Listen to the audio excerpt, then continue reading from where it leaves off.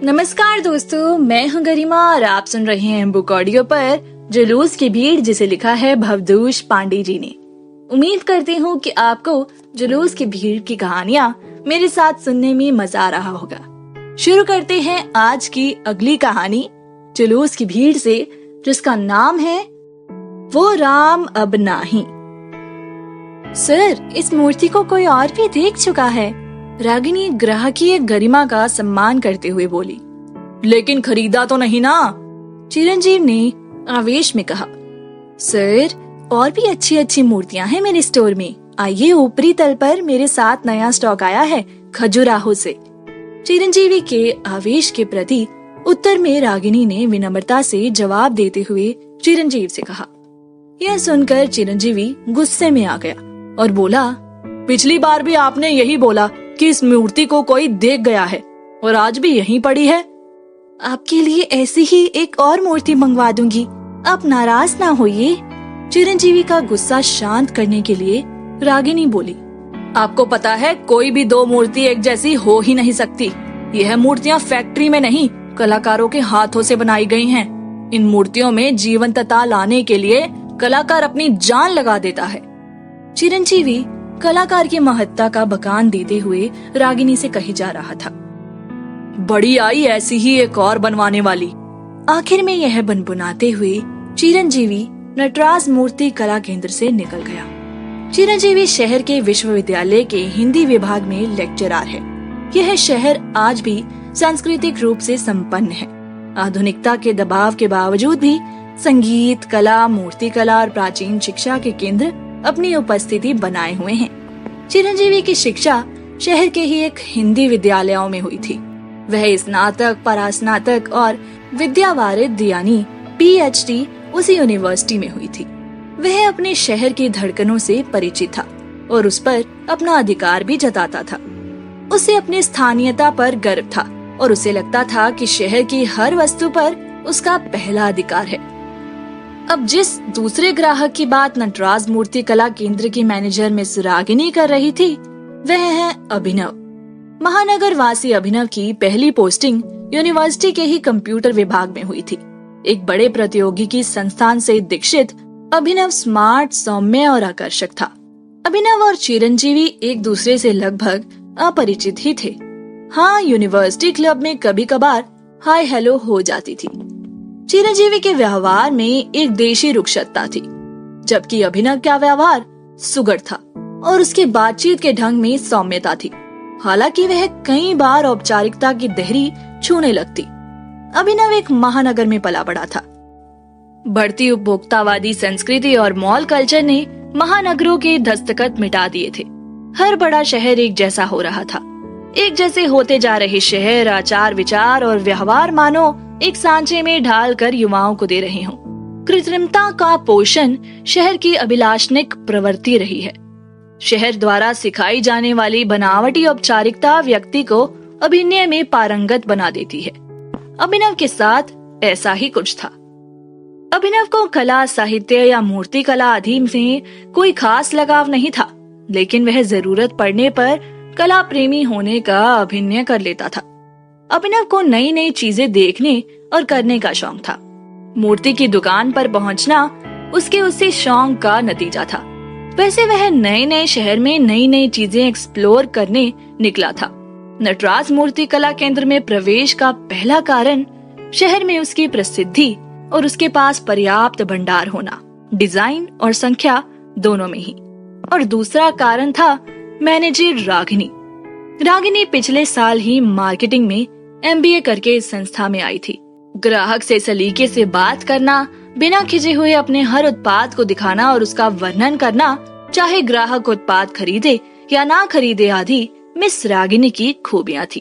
और सबसे खास था रागिनी का सौंदर्य, जो उसकी मार्केटिंग कला में 4 चांद लगा देता था। अभिनव नई नई चीजें एक्सप्लोर करने के सिलसिले में नटराज मूर्ति कला केंद्र पहुंचा, लेकिन उसकी खोज कोई निर्जीव मूर्ति ना होकर जीवन से भरपूर रागिनी हो गई। रागिनी रूप और गुण का अनन्य मिश्रण थी। रागिनी अपने स्टोर के प्राचीन और अद्भुत नमूनों के फीचर्स एक अपने खास अंदाज में बताई जा रही थी, और उधर अभिनव उसको सुनने का अभिनय करे जा रहा था। अभिनव के अभिनय से अनजान रागिनी उसको वीआईपी ग्राहक मानकर स्टोर की सबसे बेहतरीन और बहुमूल्य मूर्ति दिखाती है। यह मूर्ति वास्तव में अकथनीय विशेषताएं समेटे हुए थी। मूर्ति तो स्थिर थी, लेकिन उसके चेहरे पर एक नहीं कई भाव थे, और यह भाव अलग अलग कोनों से देखने पर अलग अलग दिखते। इस मूर्ति का मूल्य पूरे 50,000 रुपए था। अभिनव तो इस मूर्ति कला केंद्र में बस कुतूहलवश ही आया था। मूर्ति खरीदने का तो सवाल ही नहीं था, लेकिन उसके अभिनय ने रागिनी को गफलत में डाल दिया था। सर, कब तक प्लान है खरीदने का? हमारे कर्मचारी आपके ड्राइंग रूम में इसे सेट कर देंगे। आप निश्चिंत रहें। आप अपना कांटेक्ट डिटेल्स लिखवा दीजिए, या तो आप बता दीजिएगा, नहीं तो बाद में हम आपसे पूछ लेंगे। अपना विजिटिंग कार्ड देते हुए रागिनी अभिनव से बोली। दुकान से निकलकर अभिनव पास के नदी के किनारे बनी सीढ़ियों पर बैठ गया। सामने नदी के प्रवाह की ध्वनि और पीछे से मंदिरों के घंटों की आवाज मिश्रित होकर अभिनव के कानों में पड़ रही थी। स्टीमर नाव के पीछे झुंड में उड़ रहे सफेद बगुले मछलियों को उतारने और फिर उन्हें झपटने के लिए प्रयासरत थे। इन सब से बेखबर अभिनव हाथ में रागिनी के दिए हुए विजिटिंग कार्ड को निहारने लगा। वहीं बैठे बैठे वह सोशल मीडिया के हर उपलब्ध प्लेटफॉर्म पर रागिनी को मित्रता का निमंत्रण भेज दिया। अभिनव कोलंबस बन चुका था। खोजने निकला था इंडिया और खोज डाला अमेरिका। अब रागिनी और अभिनव एक दूसरे के मित्र बन चुके थे। मूर्ति केंद्र के अलावा दोनों कभी कभार कॉफी शॉप पर मिलते। दोनों ही अपने करियर के शुरुआती दौर में थे, इसलिए करियर प्रोग्रेशन उनका प्रिय विषय होता। एक बीटेक, दूसरा एमबीए। दोनों के ही ख्वाब ऊंची और ऊंची प्लानिंग। एक स्वाभाविक मित्रता की पृष्ठभूमि तैयार थी, जिस पर दोनों आगे बढ़ रहे थे। एक दिन यूनिवर्सिटी परिसर में दोनों साथ साथ घूम रहे थे। तभी चिरंजीवी ने उन्हें देखा।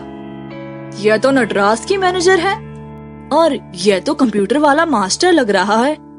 अच्छा, इन दोनों की खिचड़ी पक रही है। बहुत जल्दी याराना हो गया। अभी पिछले महीने ही तो आया है ये कंप्यूटर का मास्टर। मन ही मन चिरंजीवी बोलते हुए एक चाय की दुकान पर जा बैठा। पिछले महीने यूनिवर्सिटी के सीनेट ने भाषा विभाग में मूर्ति और स्थापत्य कला की इकाई के गठन का निर्णय लिया गया। सबसे युवा अध्यापक होने के नाते नई यूनिट के आधारभूत ढांचा खड़ा करने की जिम्मेदारी चिरंजीवी को दी गई। अच्छी अच्छी मूर्तियां लाना कई कामों में से एक काम था जो चिरंजीवी को मिला। इसलिए वह शहर के तमाम व्यवसायिक कला केंद्रों में घूम रहा था और इसी क्रम में वह नटराज मूर्ति कला केंद्र भी कई बार जा चुका था। आज तीसरी बार चिरंजीवी नटराज मूर्ति केंद्र पहुंचा। प्रवेश करते ही बोला, यह मूर्ति तो यहीं पड़ी है। अभी आपने बोला था कि यह कोई देख चुका है। कौन है वो ग्राहक जिसके लिए आप रुकी हैं? क्या इस मूर्ति की नीलामी कराने का इरादा है? चलिए, मैं इसके लिए भी तैयार हूँ। सर, एक हफ्ता और रुक जाइए, मैं आपको फाइनल बता दूंगी। आप अपना डिटेल्स दे दीजिए, मैं आपको सूचित कर दूंगी। रागिनी चिरंजीवी की बात सुनकर उससे विनम्रता पूर्वक व्यवहार करते हुए बोली, यूनिवर्सिटी के लेक्चरर श्री अभिनव इस मूर्ति को देखकर गए हैं। मैं उनसे पूछकर अगले हफ्ते तक बता दूंगी। रागिनी ने अपनी बात जारी रखते हुए कहा। अरे, वो कंप्यूटर और इंटरनेट वाला आदमी क्या करेगा पत्थर की मूर्ति रखकर? कुछ तो गड़बड़ सड़बड़ है। यह सोचते सोचते चिरंजीवी दुकान से निकलकर पास में चल रहे एक अध्यात्मक शिविर में जा बैठा। अपनी मित्रता और नजदीकी के कारण रागिनी ग्राहकीय संबंध मूल्य भूल रही थी, जबकि कुछ महीने पहले तक वह इन मूल्यों की हिमायती थी। शायद उसे अभिनव से लगाव हो रहा था।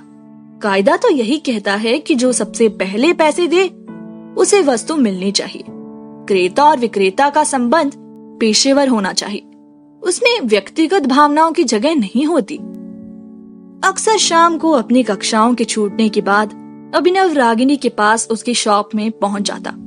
कुछ दिनों की मुलाकात के बाद रागिनी को समझ में आ गया था कि अभिनव जब उसकी दुकान में आया था तो वह एक गंभीर ग्राहक होने का अभिनय ही कर रहा था, जो वह उस समय समझ नहीं पाई थी। फिर भी रागिनी अभिनव को अपने मित्र की तरह पाकर खुश थी। मित्रता से आगे की सोचकर रागिनी ने एक दिन अभिनव को अपना प्रस्ताव सुनाया। अभिनव ने पहले तो टाल मटोल किया, फिर रागिनी के एक दो बार और पूछने पर झल्ला गया और मना कर दिया। इस बात से रागिनी को हुई निराशा ने उसके मन में बेचैनी भर दी। नहीं, मुझे अभिनव से इतनी जल्दी रिलेशनशिप की उम्मीद नहीं करनी चाहिए थी। उस पर ज्यादा दबाव डालना ठीक नहीं। लेकिन वह चिल्लाया क्यों? वह मेरे साथ खुश तो दिखता है। क्या पता वह इसका भी अभिनय कर रहा हो। ऐसे ही ख्याल चक्रीय क्रम में उसके मन में बार बार आते रहे। कुछ महीनों के बाद रागिनी की प्रोन्नति हुई। रागिनी अब सेल्स की जगह प्रबंधन का हिस्सा बन गई। बढ़ती जिम्मेदारी के कारण अब रागिनी को कम समय मिलता। पिछली झड़प के बाद अभिनव का नटराज मूर्ति कला केंद्र पर आना भी कम हो गया था। हाँ, फोन पर बातचीत बनी रही, लेकिन वो आत्मीयता नहीं थी जो शुरू की मुलाकातों में थी। क्या पहल मेरी तरफ से थी? नहीं, शुरुआत तो अभिनव ने ही की थी। वही आया था मेरी शॉप पर और मुझे ऑनलाइन मित्रता के निमंत्रण भेजा था। अब उसे किस चीज की झिझक है? मुझे लगता है वो मुझसे छुटकारा चाह रहा है। फिर वो मुझसे फोन पर बातचीत ही क्यों करता? लेकिन फोन भी तो मैं ही करती हूँ अक्सर। अपने चैम्बर में बैठे अक्सर रागिनी यह बातें सोचा करती थी। इधर चिरंजीवी शहर की अन्य दुकानों में चक्कर लगाता रहा और अपने विभाग की नई इकाई के लिए काफी कुछ खरीद चुका था। उसे कुछ चीजें और भी खरीदनी थी जो नटराज मूर्ति कला केंद्र में मिल जाती, लेकिन उसका मन वहां जाने को तैयार न था। चिरंजीवी के मन में अभिनव के प्रति स्पर्धा तो नहीं, लेकिन थोड़ी सी ईर्ष्या जरूर घर कर गई थी। यूनिवर्सिटी में कला तथा विज्ञान वर्ग के छात्रों के बीच एक संरचनात्मक समस्या होती है जो कई बार ईर्ष्या तक पहुंच जाती है, और सामान्य रूप से इसका कारण महिला की मित्रता होती है। इस बार अद्भुत यह था कि ईर्ष्या विज्ञान और कला के अध्यापकों के बीच जन्म ले रही थी। अब बढ़ती जिम्मेदारियों के कारण रागिनी को नई नई चीजों को जानने का अवसर मिला।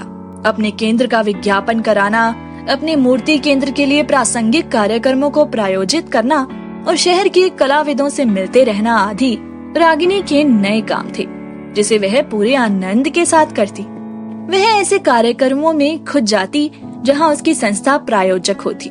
धीरे धीरे उसे कला में रुचि होने लगी। यूनिवर्सिटी परिसर में एक अंतर्राष्ट्रीय संगोष्ठी हुई। विषय था कला और जीवन। मार्क्सवादी, राष्ट्रवादी और कलावादियों ने काफी गुण और उच्च विचार व्यक्त किए। चिरंजीवी कनिष्ठ वक्ता था, अत उससे सबसे अंत में कुछ 5 मिनट का समय मिला। कला किसके लिए है? जीवन के लिए या स्वयं के लिए? कला ही जीवन है, क्या मानते हैं आप लोग? जीवन को साधने के चक्कर में कई बार कला साधना में व्यवधान आता है और कई बार कला द्वारा दिखाई गई राह हमें जीने की प्रेरणा भी देती है। कला पर लग रहे अभिजात्यता के आरोप कितने सही हैं? ऐसा नहीं कि कला सिर्फ अमीरों द्वारा और अमीरों के लिए है। मैं ऐसे लोगों को जानता हूँ जो बेहद साधारण होकर भी असाधारण कला की साधना करते हैं। लोकगीत की रचना और उसका एक बड़े वर्ग द्वारा सुना और गाया जाना जीवंत उदाहरण है। कला को क्लास बनाम मौस के डिबेट में फंसाना कला के साथ बेईमानी होगी। कला एक साधन है या स्वयं में एक साध्य है। कुछ लोगों के लिए साधन है तो कुछ लोगों के लिए साध्य। इन लोगों की संख्या पर भले ही विवाद हो। और अंत में कला का व्यवसायीकरण कितना सही है? व्यवसायीकरण कला को जनता के बीच में लाता है और उसे लोकप्रिय बनाता है। वह कलाकार को प्रसिद्धि दिलाता है। अब कलाकार के लिए प्रसिद्धि काम्य है या नहीं, यह कलाकार पर निर्भर करता है। व्यवसायिक संस्थाओं को जिनके लिए कला एक वस्तु है जिसका वो व्यापार कर रहे हैं, उन्हें इस वस्तु के ग्राहकों में विभेद नहीं करना होगा, तभी कला की पहुंच अधिक से अधिक लोगों तक होगी। चिरंजीवी ने कबीर के सुदकड़ी शैली में कला के बारे में जो कुछ कहीं से सुना था, पढ़ा था, सब एक साथ मिलाकर उस दिन बोल डाला। बहुत बढ़िया बोलते हैं आप। आपके विचार काफी अच्छे हैं। बहुत बहुत बधाई। कार्यक्रम के अंत में हाई टी के दौरान रागिनी ने चिरंजीव से मिलकर उसे बधाई दी। चिरंजीवी ने पूरी विनम्रता के साथ उसको धन्यवाद बोला। दोनों बात कर ही रहे थे कि वहीं से अभिनव गुजरा। रागिनी से उसकी आंखें तो मिली, लेकिन दोनों में बात नहीं हुई। रागिनी ने शाम को अभिनव को फोन लगाया और उससे आज उसके बिना बात किए चले जाने का कारण पूछा। अब अभिनव तो पहले से ही रागिनी से किनारा करने की तैयारी में था। वह बोला, तुम एक साथ दो लोगों की दोस्ती नहीं रख सकती। उस हिंदी वाले ठेठ मास्टर के साथ तुम्हारी नजदीकी मुझे पसंद नहीं। आज के बाद मुझे फोन करने की जरूरत नहीं। मेरा और तुम्हारा ब्रेकअप। यह सुन रागिनी उससे बोली, एक बार मेरी बात तो सुन लो। मेरी उससे कोई नजदीकी नहीं। मैं तो बस यूं ही उसे बधाई देने गई थी। इससे ज्यादा मेरी कुछ भी बात। वो अपनी बात पूरी कर पाती उससे पहले ही अभिनव ने फोन काट दिया। रागिनी उस रात यही सोचते सोचते पूरी रात जाग रही थी कि क्या कारण है कि अभिनव मुझसे दूर भागना चाह रहा है। वह बहाने क्यों बना रहा है? सीधे सीधे बोल दे कि अब दिल में जगह नहीं रही। क्या पहले भी थी कि नहीं? मुझे संदेह है। जब वह सुबह उठी तब भी यही उधेड़बुन उसके दिमाग में चल रही थी। शहर आधुनिकता की चपेट में तो पहले ही आ चुका था और अब जगह जगह इसकी दस्तावेज शहर में दिखने लगे थे। मॉल, शोरूम, कैफे और हुक्का पार्लर आदि बहुत तेजी से शहर में अपनी उपस्थिति दर्ज कर रहे थे। एक बहुराष्ट्रीय कंपनी ने अपने स्मार्टफोन, म्यूजिक सिस्टम और इलेक्ट्रॉनिक गैजेट का बहुत ही भव्य शोरूम शहर के मध्य में खोल दिया। इस कंपनी की नीतियों के अनुसार इस ग्लोबल शोरूम में अंतर्राष्ट्रीय कर्मचारी रखे गए थे। मतलब इंडिया वाले को सिंगापुर, सिंगापुर वाले को मलेशिया और मलेशिया वाले को इंडिया आदि। इसी शोरूम में दक्षिण और दक्षिण पूर्व एशिया की तमाम नवयुवतियां सेल्स में कार्यरत थी। अभिनव नई चीजें एक्सप्लोर करने के सिलसिले में यहाँ जाना शुरू कर दिया। इसी क्रम में उसकी मुलाकात सिंगापुर की जूलिया से हुई, जो यहीं सेल्स हेड थी। अभिनव की अभिनय कला से बेखबर जूलिया 2-3 मुलाकातों में उसकी अच्छी दोस्त बन गई। एक दिन अभिनव के लिए अयाचित स्थिति आ गई जब वो और जूलिया एक साथ शहर के एक मॉल में घूम रहे थे। तभी चिरंजीवी उन्हें मिला। एक संक्षिप्त हाय हेलो के बाद दोनों एक दूसरे से आगे बढ़ गए। यार कमाल का जीव है अभिनव, इस पर तो एक नया ब्रह्म गीत लिखा जा सकती है। चिरंजीवी का कवि मन यह देखकर चिंतन में डूब गया। अब महीने का आखिरी दौर चल रहा है। सेल्स और मार्केटिंग की रिपोर्ट बनाने की जिम्मेदारी रागिनी पर है। शाम तक जो रिपोर्ट बननी थी वो लंच से पहले ही रागिनी बना चुकी थी। अपने घनाकर कोने में बैठी रागिनी सोचने लगी कि अभिनव से मित्रता उसके पेशेवर रवैये को बाधित कर रही थी। वह व्यक्तिगत रिश्तों की वजह से ग्राहक और ग्राहक के बीच भेद करने लगी, जो उसके प्रोफेशन की नैतिकता के विरुद्ध था।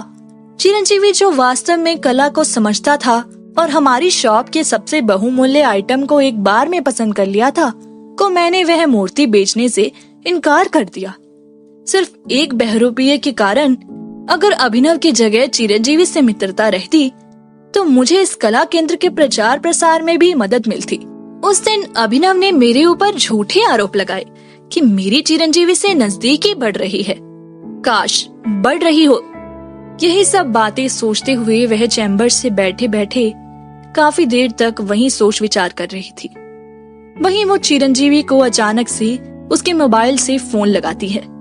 चिरंजीवी उस वक्त घाट के आसपास मंदिरों के बीच घुमकड़ी कर रहा था।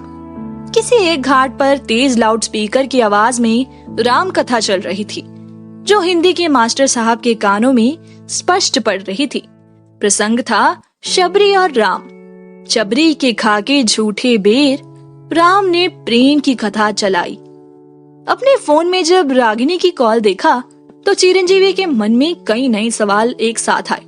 बिना फोन उठाए वह सोचने लगा, कोई नया स्टॉक आया है क्या? लग रहा है कंप्यूटर वाले मास्टर से प्रेम विग्रह हो गया है और उसने इस मूर्ति को लेने से इनकार कर दिया।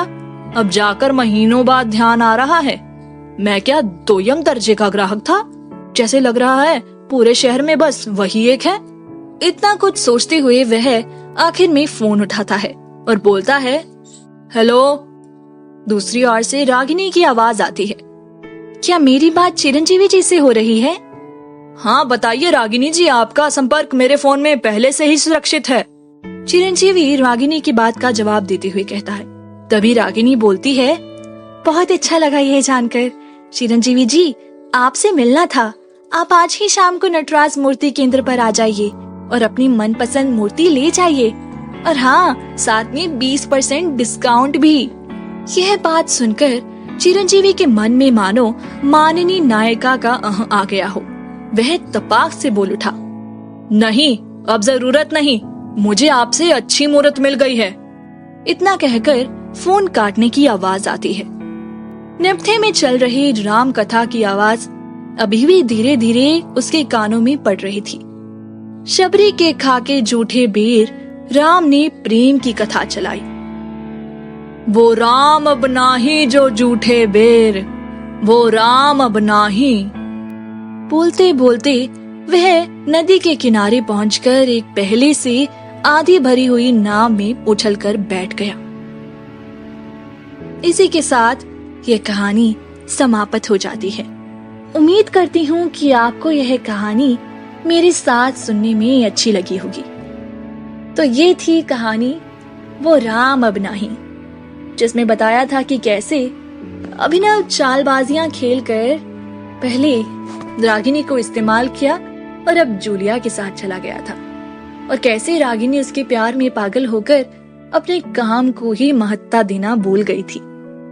दोस्तों, उम्मीद करती हूँ कि आपने इन पात्रों से जरूर कुछ ना कुछ सीखा होगा और आपके आसपास भी कुछ ऐसे ही पात्र होंगे। तो उम्मीद करती हूँ कि आप उन्हें भी यह कहानी जरूर बताएंगे। इंतजार कीजिए जुलूस की भीड़ की अगली कहानी का। लौटूंगी जल्द ही, तब तक के लिए सुनते रहिए बुक ऑडियो। धन्यवाद।